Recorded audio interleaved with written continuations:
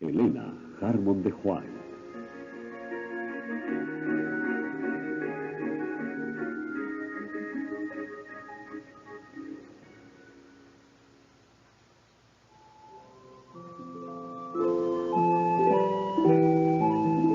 Capítulo 25.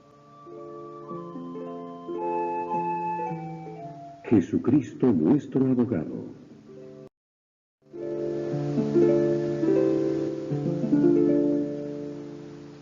El asunto del santuario fue la clave que aclaró el misterio del desengaño de 1844. Reveló todo un sistema de verdades que formaban un conjunto armonioso y demostraban que la mano de Dios había dirigido el gran movimiento adventista, y al poner de manifiesto la situación y la obra de su pueblo, le indicaba cuál era su deber de allí en adelante. Como los discípulos de Jesús, después de la noche terrible de su angustia y desengaño, se gozaron viendo al Señor, así también se regocijaron ahora los que habían esperado con fe su segunda venida. Habían esperado que vendría en gloria para recompensar a sus siervos. Como sus esperanzas fuesen chasqueadas, perdieron de vista a Jesús, y como María al lado del sepulcro, exclamaron: «Se han llevado a mi Señor, y no sé dónde le han puesto». Entonces, en el lugar santísimo, contemplaron otra vez a su compasivo sumo sacerdote, que debía aparecer pronto como su Rey y Libertador. La luz del santuario iluminaba lo pasado, lo presente y lo porvenir.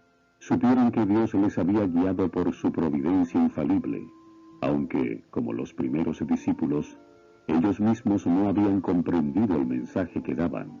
Este había sido correcto en todo sentido.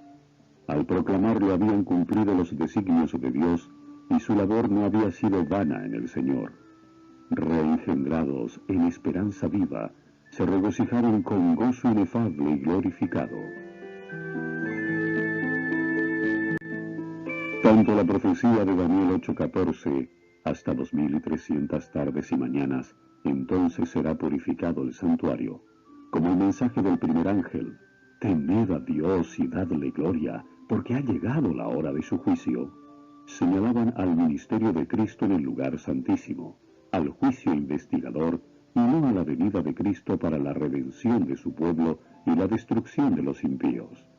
El error no estaba en el cómputo de los periodos proféticos, sino en el acontecimiento que debía verificarse al fin de los 2300 días. Debido a este error, los creyentes habían sufrido un desengaño. Sin embargo, se había realizado todo lo predicho por la profecía y todo lo que alguna garantía bíblica permitía esperar. En el momento mismo en que estaban lamentando la defraudación de sus esperanzas, se había realizado el acontecimiento que estaba predicho por el mensaje y que debía cumplirse antes de que el Señor pudiese aparecer para recompensar a sus siervos. Cristo había venido, no a la tierra, como ellos lo esperaban, sino, como estaba simbolizado en el símbolo, al lugar santísimo del templo de Dios en el cielo. El profeta Daniel le representa como viniendo en ese tiempo al anciano de días. Estaba mirando en visiones de la noche, y he aquí que sobre las nubes del cielo venía uno parecido a un hijo de hombre, y vino, no a la tierra, sino al anciano de días, y le trajeron delante de él. Daniel 7:13. Esta venida está predicha también por el profeta Malaquías. Repentinamente vendrá a su templo el Señor, a quien buscáis, es decir, el ángel del pacto, en quien os deleitéis. He aquí que vendrá, dice Jehová de los ejércitos. Malaquías 3:1. La venida del Señor a su templo fue repentina, de modo inesperado para su pueblo. Este no le esperaba allí. Esperaba que vendría a la tierra en llama de fuego, para dar el pago a los que no conocieron a Dios ni obedecen al Evangelio. Segunda de Tesalonicenses 1:8. Pero el pueblo no estaba aún preparado para ir al encuentro de su Señor. Todavía le quedaba una obra de preparación que cumplir. Debía serle comunicada una luz que dirigiría su espíritu hacia el templo de Dios en el cielo. y mientras siguiera allí por fe a su sumo sacerdote en el desempeño de su ministerio, se le revelarían nuevos deberes. Había de darse a la Iglesia otro mensaje de aviso e instrucción. El profeta dice: «Pero ¿quién es capaz de soportar el día de su advenimiento? ¿Y quién podrá estar en pie cuando él apareciere? Porque será como el fuego del acrisolador, y como el jabón de los bataneros, pues que se sentará como acrisolador y purificador de la plata, y purificará a los hijos de Leví, y los afinará como el oro y la plata, para que presenten a Jehová ofrenda en justicia». Malaquías 3, 2 y 3. Los que viven en la tierra cuando cese la intercesión de Cristo en el santuario celestial, deberán estar en pie en la presencia del Dios Santo sin mediador. Sus vestiduras deberán estar sin mácula, sus caracteres purificados de todo pecado por la sangre de la aspersión. Por la gracia de Dios y sus propios y diligentes esfuerzos, deberán ser vencedores en la lucha con el mal. Mientras se prosigue el juicio investigador en el cielo, mientras que los pecados de los creyentes arrepentidos son quitados del santuario, debe llevarse a cabo una obra especial de purificación, de liberación del pecado, entre el pueblo de Dios en la tierra. Esta obra está presentada con mayor claridad en los mensajes del capítulo 14 del Apocalipsis.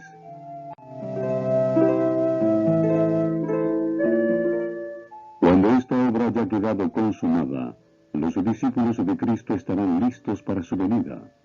Entonces la ofrenda de Judá y de Jerusalén será grata a Jehová, como en los días de la antigüedad y como en los años de remotos tiempos.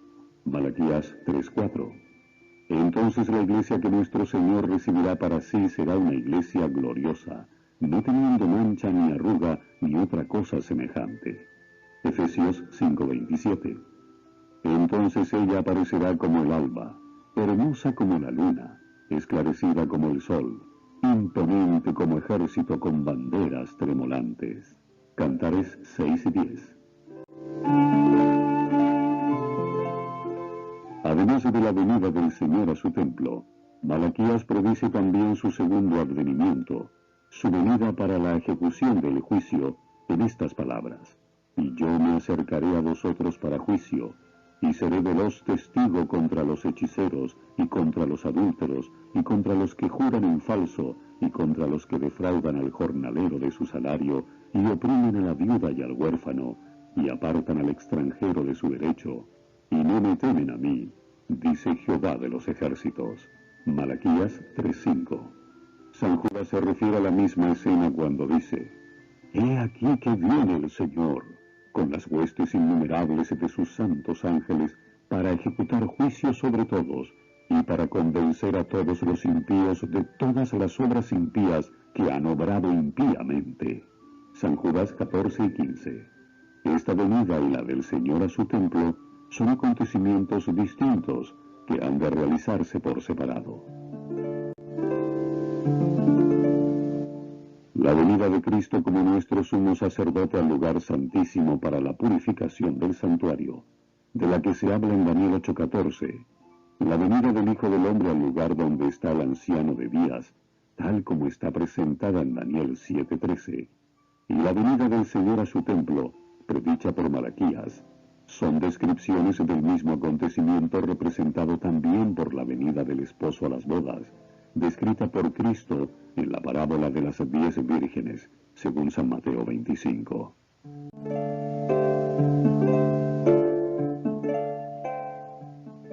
En el verano y otoño de 1844 fue hecha esta proclamación: «He aquí que viene el esposo». Se conocieron entonces las dos clases de personas representadas por las vírgenes prudentes y fatuas. La una que esperaba con regocijo la aparición del Señor, y se había estado preparando diligentemente para ir a su encuentro.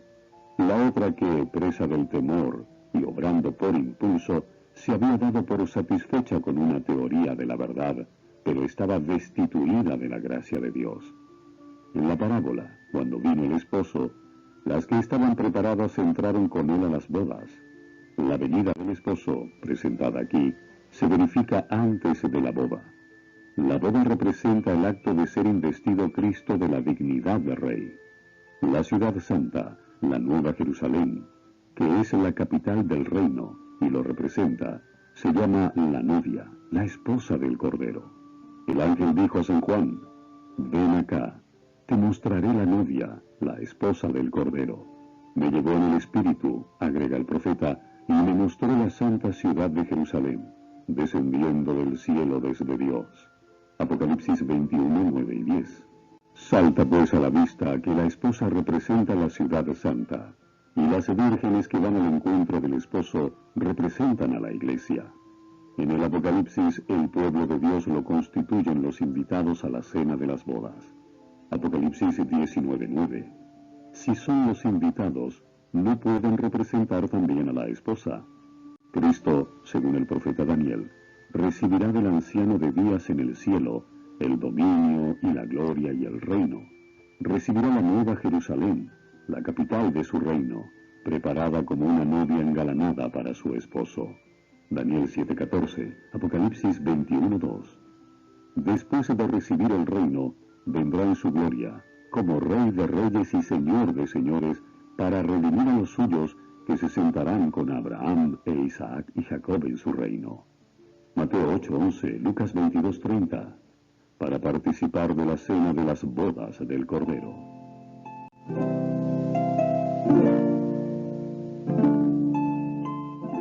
La proclamación: «He aquí que viene el esposo», en el verano de 1844, indujo a miles de personas a esperar el advenimiento inmediato del Señor. En el tiempo señalado, vino el esposo, no a la tierra, como el pueblo lo esperaba, sino hasta donde estaba el anciano de días en el cielo, a las bodas, es decir, a recibir su reino. Las que estaban preparadas entraron con él a las bodas, y fue cerrada la puerta. No iban a asistir en persona a las bodas, ya que éstas se verifican en el cielo, mientras que ellas están en la tierra. Los discípulos de Cristo han de esperar a su Señor cuando haya de volver de las bodas. Lucas 12:36. Pero deben comprender su obra y seguirle por fe mientras entra en la presencia de Dios. En este sentido es en el que se dice que ellos van con él a las bodas. Según la parábola, fueron las que tenían aceite en sus vasos con sus lámparas quienes entraron a las bodas. Los que junto con el conocimiento de la verdad de las Escrituras tenían el Espíritu y la gracia de Dios, y que en la noche de su amarga prueba habían esperado con paciencia, escudriñando la Biblia en busca de más luz, fueron los que reconocieron la verdad referente al santuario en el cielo y al cambio de ministerio del Salvador, y por fe le siguieron en su obra en el santuario celestial. Y todos los que por el testimonio de las Escrituras aceptan las mismas verdades, siguiendo por fe a Cristo mientras se presenta ante Dios para efectuar la última obra de mediación y para recibir su reino a la conclusión de esta, todos esos están representados como si entraran en las bodas. En la parábola del capítulo 22 de San Mateo, se emplea la misma figura de las bodas, y se ve a las claras que el juicio investigador se realiza antes de las bodas. Antes de verificarse estas, entra el rey para ver a los huéspedes, y cerciorarse de que todos llevan las vestiduras de boda, el manto inmaculado del carácter, lavado y emblanquecido en la sangre del Cordero. Mateo 22:11, Apocalipsis 7:14. El que se le encuentra sin traje conveniente, se le expulsa, pero todos los que al ser examinados resultan tener las vestiduras de bodas, son aceptados por Dios y juzgados dignos de participar en su reino y de sentarse en su trono. Esta tarea de examinar los caracteres y de determinar los que están preparados para el reino de Dios es la del juicio investigador, la obra final que se lleva a cabo en el santuario celestial. Cuando haya terminado este examen, cuando se haya fallado respecto de los que en todos los siglos han profesado ser discípulos de Cristo, entonces, y no antes, habrá terminado el tiempo de gracia, y será cerrada la puerta de misericordia. Así que las palabras, Las que estaban preparadas entraron con él a las bodas, y fue cerrada la puerta. Nos conducen a través del ministerio final del Salvador, hasta el momento en que quedará terminada la gran obra de la salvación del hombre. En el servicio del santuario terrenal, que como ya lo vimos, es una figura del servicio que se efectúa en el santuario celestial, cuando el sumo sacerdote entraba el día de la expiación en el lugar santísimo, terminaba el servicio del primer departamento. Dios mandó: no ha de haber hombre alguno en el tabernáculo de reunión cuando él entrare para hacer expiación dentro del santuario, hasta que salga. Levítico 16 y 17. Así que cuando Cristo entró en el lugar santísimo para consumar la obra final de la expiación, cesó su ministerio en el primer departamento. Pero cuando terminó el servicio que se realizaba en el primer departamento, se inició el ministerio del segundo departamento. Cuando en el servicio típico el sumo sacerdote salía del lugar santo el día de la expiación, se presentaba ante Dios para ofrecer la sangre de la víctima ofrecida por el pecado de todos los israelitas que se arrepentían verdaderamente. Así también Cristo solo había terminado una parte de su obra como intercesor nuestro para empezar otra, y sigue aún ofreciendo su sangre ante el Padre en favor de los pecadores.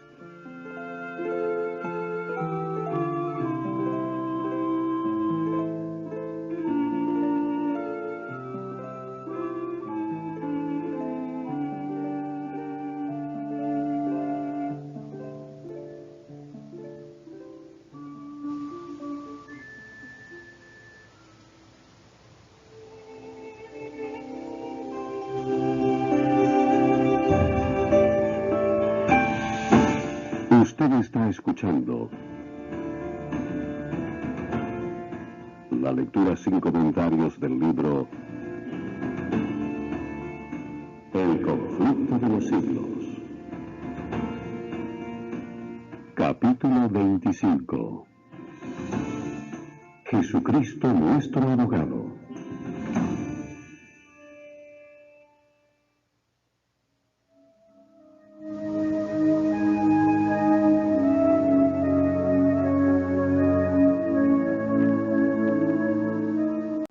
Este asunto no lo entendieron los adventistas de 1844. Después que transcurriera la fecha en que se esperaba al Salvador, siguieron creyendo que su venida estaba cercana. Sostenían que habían llegado a una crisis importante y que había cesado la obra de Cristo como intercesor del hombre ante Dios. Les parecía que la Biblia enseñaba que el tiempo de gracia concedido al hombre terminaría poco antes de la venida misma del Señor en las nubes del cielo. Eso parecía desprenderse de los pasajes bíblicos que indican un tiempo en que los hombres buscarán, golpearán y llamarán a la puerta de la misericordia sin que ésta se abra. Y se preguntaban si la fecha en que habían estado esperando la venida de Cristo no señalaba más bien el comienzo de ese periodo que debía preceder inmediatamente a su venida. Habiendo proclamado la proximidad del juicio, consideraban que habían terminado su labor para el mundo, y no sentían más la obligación de trabajar por la salvación de los pecadores, en tanto que las mofas atrevidas y blasfemas de los impíos les parecían una evidencia adicional de que el Espíritu de Dios se había retirado de los que rechazaran su misericordia. Todo esto les confirmaba en la creencia de que el tiempo de gracia había terminado, o, como decían ellos entonces, que la puerta de la misericordia estaba cerrada. Pero una luz más viva surgió del estudio de la cuestión del santuario. Vieron entonces que tenían razón al creer que el fin de los 2300 días de 1844 había marcado una crisis importante. Pero si bien era cierto que se había cerrado la puerta de esperanza y de gracia, por la cual los hombres habían encontrado durante 1800 años acceso a Dios, otra puerta se les abría, y el perdón de los pecados era ofrecido a los hombres por la intercesión de Cristo en el lugar santísimo. Una parte de su obra había terminado tan solo para dar lugar a otra. Había aún una puerta abierta para entrar en el santuario celestial donde Cristo oficiaba en favor del pecador. entonces comprendieron la aplicación de las palabras que Cristo dirigió en el Apocalipsis a la Iglesia correspondiente al tiempo en que ellos mismos vivían. Estas cosas dice el que es santo, el que es veraz, el que tiene la llave de David, el que abre y ninguno cierra, y cierra y ninguno abre. Yo conozco tus obras. He aquí he puesto delante de ti una puerta abierta, la cual nadie podrá cerrar. Apocalipsis 3, 7 y 8.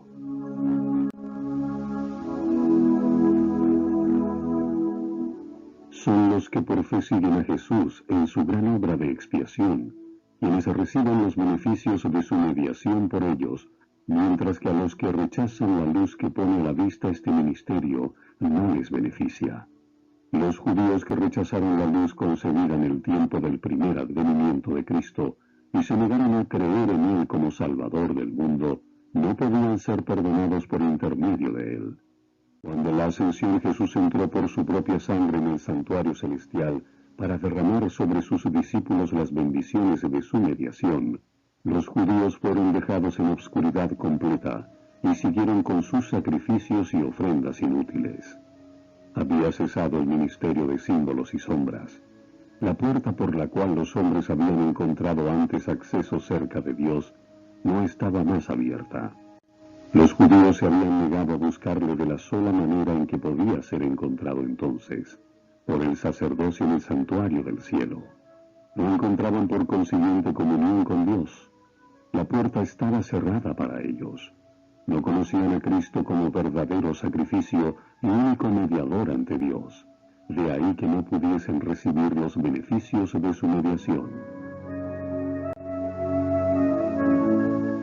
La condición de los judíos incrédulos ilustra el estado de los indiferentes e incrédulos entre los profesos cristianos, que desconocen voluntariamente la obra de nuestro misericordioso sumo sacerdote.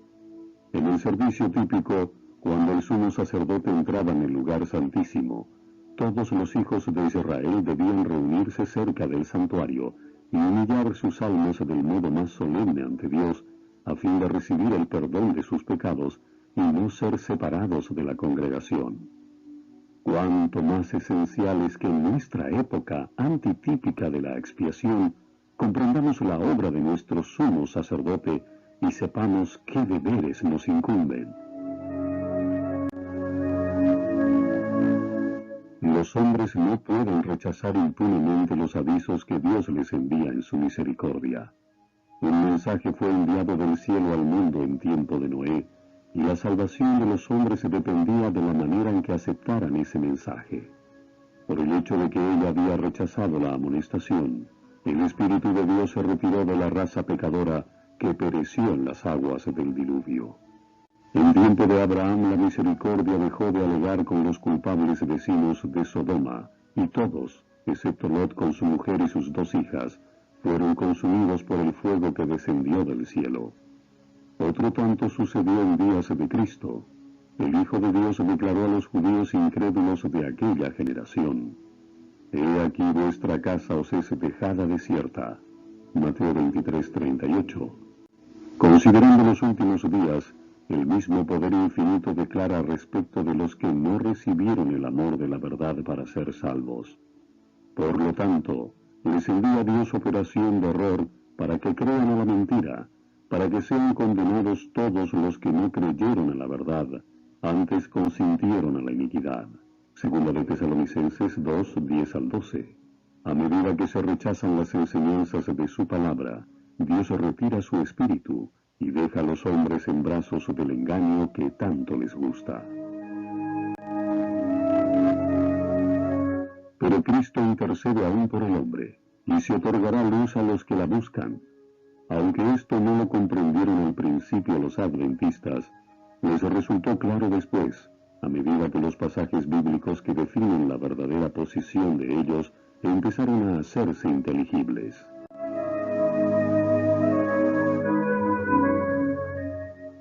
Cuando pasó la fecha fijada para 1844, hubo un tiempo de gran prueba para los que conservaban aún la fe adventista. Su único alivio en lo concerniente a determinar su verdadera situación fue la luz que dirigió su espíritu hacia el santuario celestial. Algunos dejaron de creer en la manera en que habían calculado antes los periodos proféticos y atribuyeron a factores humanos o satánicos la poderosa influencia del Espíritu Santo que había acompañado al movimiento adventista.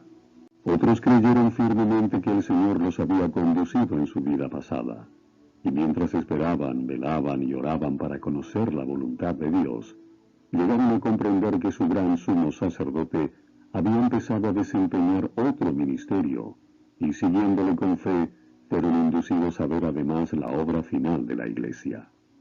Obtuvieron un conocimiento más claro de los mensajes de los primeros ángeles, y quedaron preparados para recibir y dar al mundo la solemne amonestación del tercer ángel de Apocalipsis 14.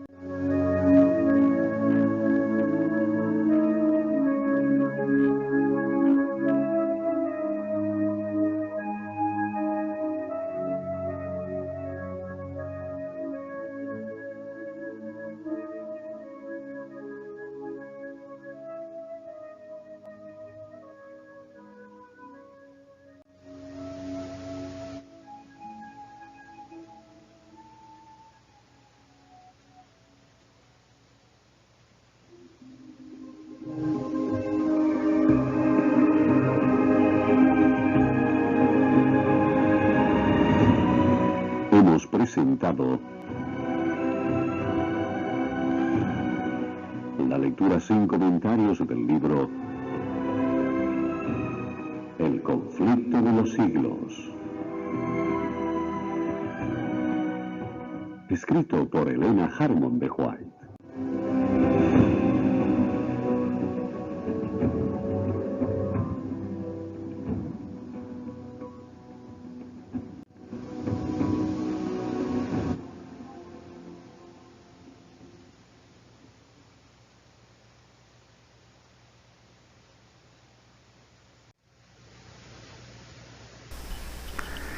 Le damos gracias a Dios porque el Ministerio de Laicos, Conéctate a Jesús y Una Mirada de Fe y Esperanza han podido presentar este proyecto, El Conflicto de los Siglos, para todos ustedes. Oramos en el nombre de Jesús. Amén.